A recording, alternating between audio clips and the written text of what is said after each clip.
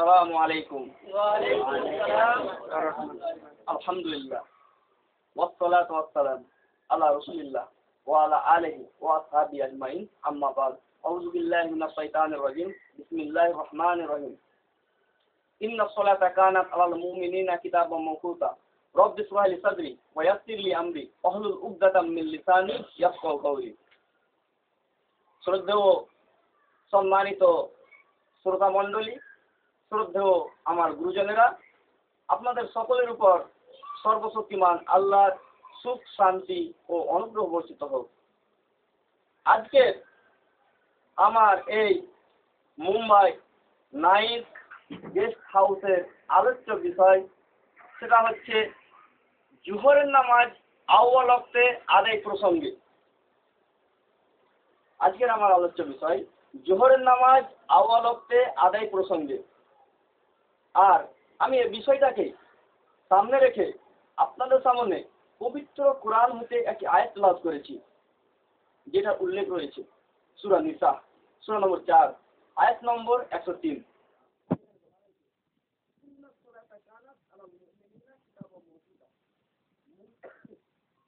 মুমিনদের জন্য অবশ্যই কর্তব্য সালাত কায়েম করা নির্ধারিত সময়ে। এখানে আল্লাহ সুবহানাহু ওয়া তাআলা যথাযথ সময়ে, সঠিক সময়ে নামাজ কায়েম করার গুরুত্ব আরোপ করেছেন। আর এই ব্যাপারে যারা উদাসীন হবে তাদের সম্পর্কে কঠিন চূড়ান্ত বাণী আল্লাহ সুবহানাহু ওয়া তাআলা ঘোষণা করেছেন। আর এটা উল্লেখ পাবেন সূরা মাউন, সূরা নম্বর 107, আয়াত নম্বর 4 থেকে 6। সেখানে বলা হয়েছে, ফাওয়াইলুল লিল মুসাল্লিন, ধ্বংস সেই সব নামাজীদের জন্য, আল্লাযীনা হুম আন সালাতিহিম সাহুন, যাহারা তাদের নামাজ সম্বন্ধে উদাসীন, আল্লাযীনা হুম ইউরাউন, যাহারা লোক দেখানোর জন্য তা করে। এখানে আল্লাহ সুবহানাহু ওয়া তাআলা কিছু নামাজীদের জন্য ধ্বংস বলা হয়েছে।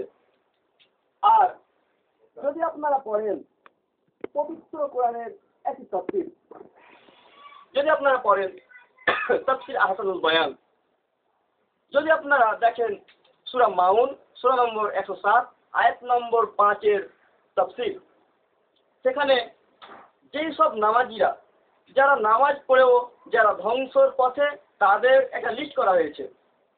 বেশ কিছু নামাজের কথা বলা হয়েছে যারা নামাজ পড়ার পরেও যাদের জন্য ধ্বংস বলা হয়েছে।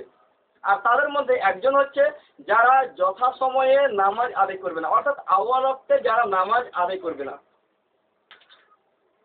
আর আউয়াল ওয়াক্তে নামাজ আদায় সম্পর্কে মহানবী মুহাম্মদ সাল্লাল্লাহু আলাইহি সাল্লামের একটি হাদিস রয়েছে। আর এটা উল্লেখ আছে সহিহুল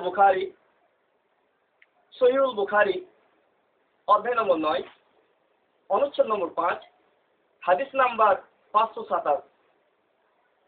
বর্ণনাকারী হচ্ছে আব্দুল্লাহ ইবনে মাসউদ রাদিয়াল্লাহু আনহু। তিনি বর্ণনা দিচ্ছেন যে আমি রাসূলুল্লাহ সাল্লাল্লাহু আলাইহি সাল্লামকে জিজ্ঞাসা করলাম যে, হে আল্লাহ রাসূল, আল্লাহর নিকট সবচাইতে পছন্দনীয় আমল কোনটা, আল্লাহর নিকট প্রিয় আমল কোনটা? রাসূলুল্লাহ সাল্লাল্লাহু আলাইহি ওয়াসাল্লাম এর উত্তরে বললেন, সর্বোত্তম আমল হচ্ছে আউয়াল ওয়াক্তে সালাত আদায় করা, অর্থাৎ আউয়াল ওয়াক্তে নামাজ আদায় করা। তাহলে আল্লাহ রাসূল সাল্লাল্লাহু আলাইহি ওয়াসাল্লাম সবচেয়ে উত্তম আমল বললেন আউয়াল ওয়াক্তে নামাজ আদায় করা। আউয়াল মানে শুরু, ওয়াক্ত মানে সময়, মানে শুরুর সময়ে নামাজ আদায় করা আগে আল্লাহ রাসূল সাল্লাল্লাহু আলাইহি ওয়াসাল্লাম উত্তম আমল বলেছেন।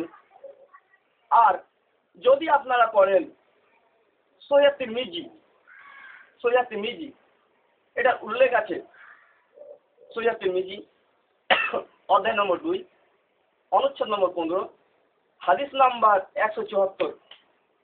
মা আয়েশা রাদিয়াল্লাহু আনহা তিনি বর্ণনা দিচ্ছেন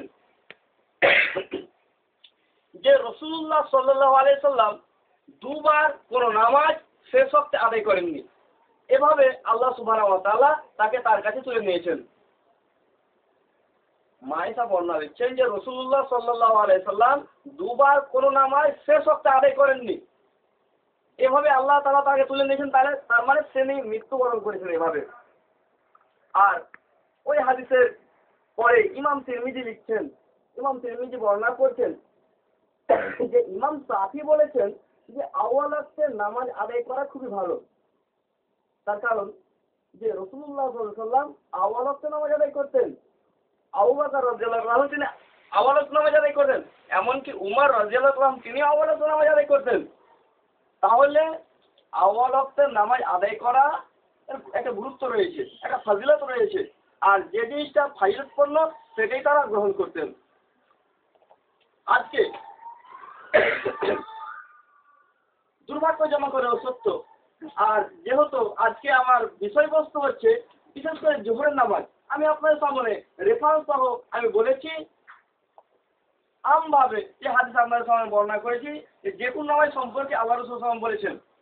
আর বিশেষ করে জোহরের নামাজের ব্যাপারে খাসভাবে দলিল বর্ণনা করা হয়েছে। দুঃখজনক হলেও সত্য যে আজকে অনেক সময় আমরা দেখি যে সময়টা পরিবর্তন হচ্ছে আমাদের ধুলিয়ানের টাইম টেবিল অনুযায়ী। একটা সময় ছিল কিছুদিন আগে, প্রায় 1.5 মাস আগে, যে জোহরের নামাজের সময় হতো 11:25। তখন অনেক মসজিদে, মানে বেশিরভাগ মসজিদগুলোতে জোহরের নামাজ আদায় করা হতো 1:45 কিংবা 1টায়, অথচ সময় হতো 11:25। তাহলে কত আমরা লেট করছি? অথচ উচিত ছিল যে আমরা 11:30টায় আজান দিয়ে 11:45টায় নামাজ শুরু করা। কিন্তু দুঃখজনক হলেও সত্য যে আমরা বিশেষ করে জোহরের নামাজ, আমরা আসরের নামাজ, মাগরিবের নামাজ, ফজরের নামাজ, অন্য নামাজগুলো আমরা ঠিক সময়ে পড়ছি, আউয়াল ওয়াক্তের মধ্যে পড়ছি, কিন্তু বিশেষ করে জোহরের নামাজটাকে আমরা খুবই পিছিয়ে দিয়েছি। কেন? এটা খুবই আফসোসের কথা, এটা খুবই দুঃখজনক কথা। বিশেষ করে রাসূলুল্লাহ সাল্লাল্লাহু আলাইহি ওয়াসাল্লাম এই জোহরের নামাজ আউয়াল ওয়াক্তে আদায় করার ব্যাপারে সিপারেটভাবে দলিল বর্ণনা করেছেন। আল্লাহ রাসূল সাল্লাল্লাহু আলাইহি ওয়াসাল্লাম জোহরের নামাজ, বিশেষ করে জোহরের নামাজ সম্পর্কে বলছেন। আমি আপনাদের সামনে আগেই আলোচনা করেছি সাধারণভাবে যে সর্বোত্তম আমল হচ্ছে, এটা উল্লেখ আছে সহিহ বুখারী অধ্যায় নম্বর 9 অনুচ্ছেদ নম্বর 5 হাদিস নম্বর 527, যে সর্বোত্তম আমল হচ্ছে আউয়াল ওয়াক্তে সালাত আদায় করা। কিন্তু রাসূলুল্লাহ সাল্লাল্লাহু আলাইহি ওয়াসাল্লাম এখানে বলছেন, আর এটারও আপনারা উল্লেখ পাবেন সহিহুল বুখারী কিতাবুল আযান অধ্যায় নম্বর 10 অনুচ্ছেদ নম্বর 9 হাদিস নাম্বার 615।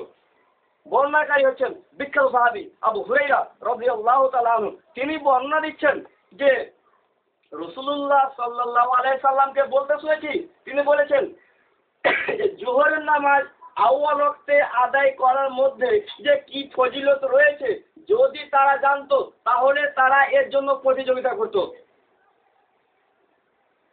এটা খুবই একটা গুরুত্বপূর্ণ হাদিস। আমরা হয়তো অনেকেই এই হাদিসটা সম্পর্কে অবগত নই। সেই জন্য আমি এই হাদিসটাকে আবার রেফারেন্স সহ বলছি, আপনারা খুব ভালোভাবে ধ্যান দেবেন। আমরা আজকে জোহরের নামাজ শুরু হচ্ছে 11:25, অর্থাৎ আমরা নামাজ পড়ছি 1:45 কিংবা 1টার সময়। কি আফসোসের কথা, অন্য নামাজ ঠিক আছে আমাদের সময় হলে নামাজ, কিন্তু জোহরের নামাজটা কেন পিছে, কেন 1 ঘন্টা লেট? আমরা আউয়াল ওয়াক্তে যে নামাজ পড়ছি না, আজকে জোহরের নামাজ শুরু হচ্ছে 11:25, আর আসরের নামাজ শুরু হচ্ছে আপনার 2:29। তাহলে সময়টা কতটা? সময়টা যদি দেখেন 11:30 থেকে আপনি 2:30 পর্যন্ত, তাহলে দেখবেন সময়ের ব্যবধানটা হচ্ছে 3 ঘন্টা। সাধারণভাবে সময়কে 3টি ভাগে ভাগ করা যায়। একটি হচ্ছে আউয়াল ওয়াক্ত, আর একটি হচ্ছে মধ্য ওয়াক্ত, আর একটি হচ্ছে শেষ ওয়াক্ত। আপনি যদি দেখেন এই 3টা সময়কে যদি ভাগ করেন তাহলে 1 ঘন্টা প্রত্যেক সময়, অর্থাৎ আউয়াল ওয়াক্ত পড়ছে 1 ঘন্টা, মধ্য ওয়াক্ত পড়ছে 1 ঘন্টা, আর শেষ ওয়াক্ত পড়ছে 1 ঘন্টা। তাহলে আউয়াল ওয়াক্ত থাকছে 1 ঘন্টা, মধ্য ওয়াক্ত থাকছে 1 ঘন্টা, আর শেষ ওয়াক্ত থাকছে 1 ঘন্টা। তাহলে যদি আপনি দেখেন যে আউয়াল ওয়াক্তের সময় হচ্ছে যেহেতু 1 ঘন্টা, এই জন্য 11:30 থেকে শুরু করে 12:30 পর্যন্ত। যদি কেউ তার নামাজটা 11:30 থেকে শুরু করে 12:30টার মধ্যে যদি পড়তে পারেন, তাহলে তার নামাজটা আউয়াল ওয়াক্তের মধ্যে পড়ছে। কিন্তু যদি সেই সময়ের মধ্যে না পড়তে পারেন, যদি কেউ পড়েন 12:30টার সময় শুরু করেন কিংবা 1:45টার সময় শুরু করেন, তাহলে তার নামাজটা আসলে মধ্য ওয়াক্তে পড়ছে, আউয়াল ওয়াক্তে পড়ছে না। সেই জন্য এটা খুবই গুরুত্বপূর্ণ বিষয় যে আজকে আমরা জোহরের নামাজ সম্পর্কে একেবারে উদাসীন। জোহরের নামাজে আমরা আওয়ালত আদায় করছি না। আমি আবার সেই হাদিসটি পুনরাবৃত্তি করছি, আপনারা হাদিসটি মনে রাখবেন। আল্লাহ রসুল সাল্লাল্লাহু আলাইহি সাল্লাম বলেছেন, আমি আবার রেফারেন্স দিচ্ছি, এটার উল্লেখ আছে সহিহুল বুখারী কিতাবুল আযান অধ্যায় নম্বর 10 অনুচ্ছেদ নম্বর 9 হাদিস নাম্বার 615। বর্ণনাকারী হচ্ছে বিখ্যাত সাহাবী আবু হুরায়রা রাদিয়াল্লাহু তাআলা আনহু। তিনি বর্ণনা দিচ্ছেন যে আমি রাসূলুল্লাহ সাল্লাল্লাহু আলাইহি সাল্লামকে বলতে শুনেছি, জোহরের নামাজ আউয়াল ওয়াক্তে আদায় করার মধ্যে রাসূলুল্লাহ বলছেন, রাসূলুল্লাহ সাল্লাল্লাহু আলাইহি সাল্লাম বলছেন, জোহরের নামাজ আউয়াল ওয়াক্তে আদায় করার মধ্যে যে কি ফজিলত রয়েছে যদি তারা জানতো তাহলে তারা এর জন্য প্রতিযোগিতা করত। দুঃখজনক হলেও সত্য যে যেখানে রাসূলুল্লাহ সাল্লাল্লাহু আলাইহি ওয়াসাল্লাম বলছেন বিশেষ করে জোহরের নামাজের ব্যাপারে যদি তারা জানতো যে আউয়াল ওয়াক্তে আদায় করার মধ্যে কি ফজিলত আছে তার জন্য প্রতিযোগিতা করতো। দুঃখজনক হলেও সত্য আজকে জোহরের নামাজ দেরি করে পড়ার জন্য আমরা প্রতিযোগিতা করছি, যত দেরি করে পড়া যায়। এটা আফসোসজনক কথা।